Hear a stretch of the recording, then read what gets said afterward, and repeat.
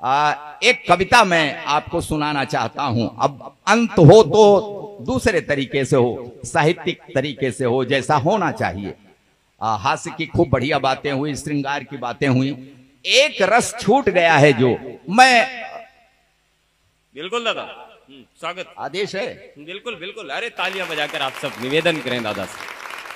वाह, ये इसमें कविता जैसा कहीं कुछ मिल जाए तो वो आपकी समझदारी है, नहीं तो वर्णनात्मक शैली में ये मेरी कविता है।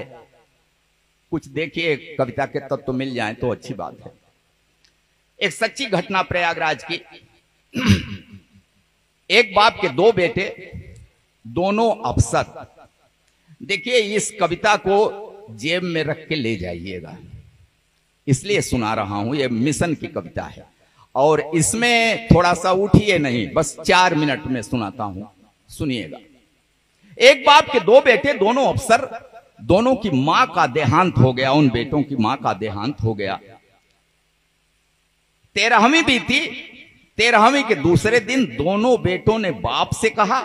तब बाप ने जो उत्तर दिया, बाप के मुंह से जो शब्द निकले, जो बातें निकली, मैं वो आपको सुना रहा हूं। एक बार ताली बजा करके बस शांति बनाइएगा। बाप ने कहा कि खेत बाग घर बेच दूं, चलकर रहूं तुम्हारे साथ शहर में। 1 महीना छोटे के घर, 1 महीना बड़े के घर में।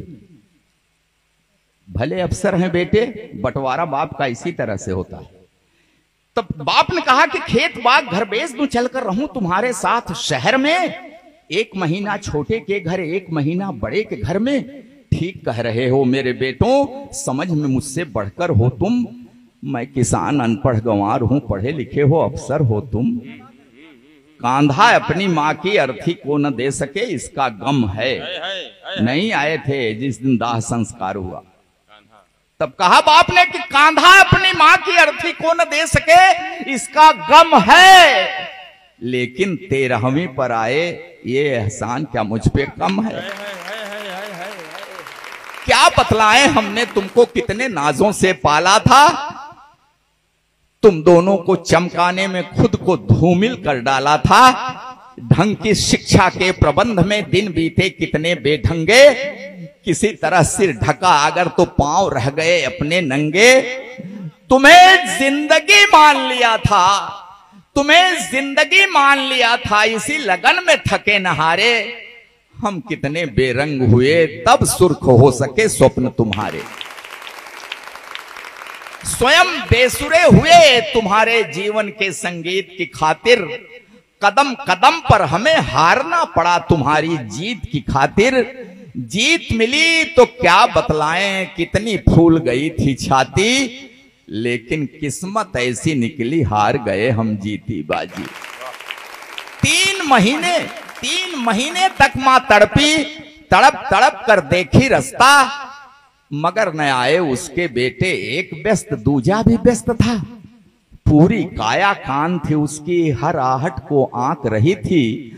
आंखों की बेचैनी पल पल दरवाजे को झांक रही थी। बीमारी उसका क्या करती, जीने की दृढ़ता थी गहरी।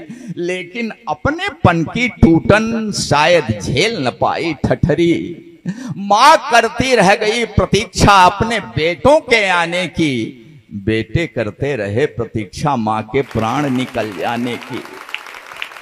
अंतिम सांसों तक ममता की परछाई आंखों में देखा। पत्थर दिल वाले बेटों को पथराई आंखों में देखा। उम्मीदों की ढली दोपहर, एक कसैली सांझ हो गई। 2 बेटों की महतारी अंत समय में बांझ हो गई। उम्मीदों की ढली दोपहर, एक कसैली सांझ हो गई। 2 बेटों की महतारी अंत समय में बांझ हो गई। कभी स्वार्थी सगा न होगा, कितनी भी ऊंचाई छू ले। मां को भूले, बाप को भूले, बाप की तुम संपत्ति न भूले। जो भी पास है बेच के दे दूं, गांव छोड़ दूं, शहर चलूं मैं। कहां से अब विश्वास वो लाऊं, शहर चलूं और हाथ मलूं मैं। माना कम है सुख सुविधाएं, लेकिन जीने का आधार बहुत है। पैसा बहुत नहीं है, लेकिन मेरे गांव में प्यार बहुत है। वाह वाह, और एक कड़ी बात कह रहा हूं आज के इस समाज से। कहा बाप ने कि तुम दोनों इंग्लिश माध्यम के स्कूलों में पढ़े हुए हो। पछतावा हो रहा है उस बाप को, कितना कष्ट करके इंग्लिश माध्यम के स्कूलों में पढ़ाया। तब कह रहा है कि तुम दोनों इंग्लिश माध्यम के स्कूलों में पढ़े हुए हो, अंग्रेजी में बचपन बीता, अंग्रेजी में बड़े हुए हो, तो तुम जो यह व्यवहार किए हो ये ताज्जुब की बात नहीं है। तुम जो यह बर्ताव किए हो ये ताज्जुब की बात नहीं है, क्योंकि अंग्रेजी की किसी किताब में श्रवण कुमार का पाठ नहीं है। जिंदाबाद, अभिनंदन अभिनंदन।